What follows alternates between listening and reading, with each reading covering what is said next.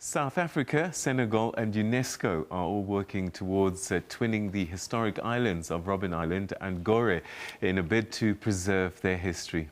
Goree and Robben Island are reminders of the slave trade in West Africa and apartheid in South Africa, respectively.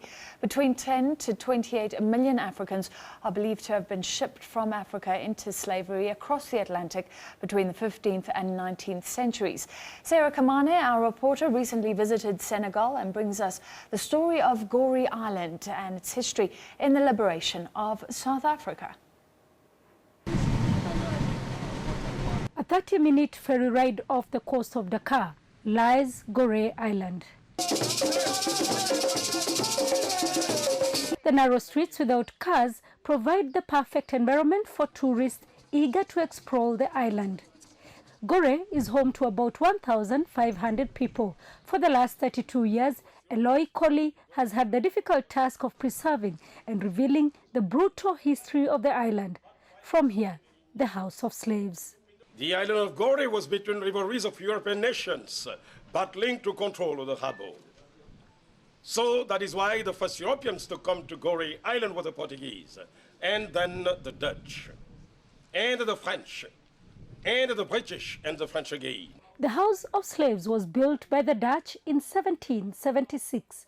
Out of the 28 slave houses that dotted the island, the Senegalese government has kept it as a museum. From here, men, women and children were held and traded. A very small cell because the cell is 2 meters 60 by 2 meters 60. But inside they put 15 to 20 men. And as I was sitting down along the wall, back against the wall, shackles in the neck and the arms. But they freed them once a day.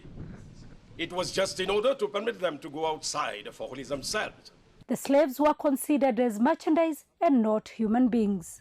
They lived inside in so bad sanitation conditions that the first plague epidemic that ravaged the entire island of Goree in 1779 took place from a house like this. Hundreds of people come here every year, some curious to learn about the history of slave trade. It's not the history of black Africans.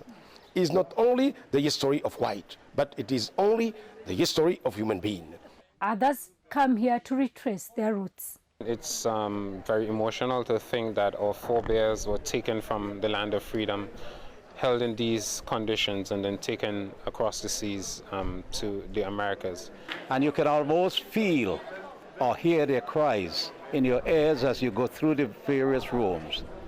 And you wish there is something you can do to atone for the horrendous treatment they have met here. It also brings back some feelings of anger towards those who did it. Once they had been sold and still chained, the slaves would move from the courtyard through the door of no return. From the door of no return, the slaves would be shipped onto waiting boats into the Americas, the Caribbean and Europe, where they would finally begin their new lives as slaves. The island is now protected under the UNESCO World Heritage List, just like South Africa's Robben Island, where many of the country's freedom heroes were incarcerated by the apartheid regime. In 1987, exiled ANC leaders held talks in Goree with like-minded Afrikaners shortly after apartheid was dismantled. How many countries were prepared to do that? We all know. And this was a very close and secret meeting. And the only people who were then ready to do this were the Senegalese.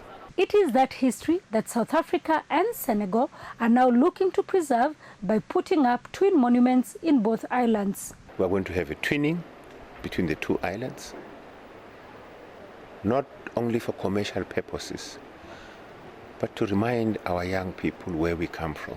That way, never again? Never again.